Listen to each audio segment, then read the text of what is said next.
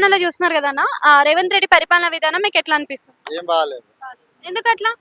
ఏవి ఇస్తానో ఏవి ఇవ్వలేదు. ఏ పథకాలే మాత్రం అయితే అందలేదు ఎవరికి. కానీ గత ప్రభుత్వంలో అన్ని అవినీతులు చేశారు, అవి అప్పుల పాలైపోయింది, అవి ఇంట్రెస్ట్ కట్టుకోనికే సరిపోతుందని చెప్తుండు కదా, నిజమే అనొచ్చా? అయితే అది ఆ విషయం అయితే మనకు తెలియదు. ఇప్పుడు వాళ్ళు అప్పు చేసిరని అనడం అయితే వీళ్ళు వీళ్ళ మాటలు అయితే తప్ప ఇవి అన్ని. కాళేశ్వరం ప్రాజెక్ట్ గురించి విన్నారన్నా మీదేమన్నా? విన్నాం. కాళేశ్వరం ప్రాజెక్ట్ లో ఇంజనీర్ల దగ్గర 100 కోట్లు దొరకడం అనేది ఎంతవరకు కరెక్ట్ అంటే? ఎవరికైతే మనకు తెలియదు. అంటే పరిపాలన అయితే మాత్రం సరిగ్గా లేదు.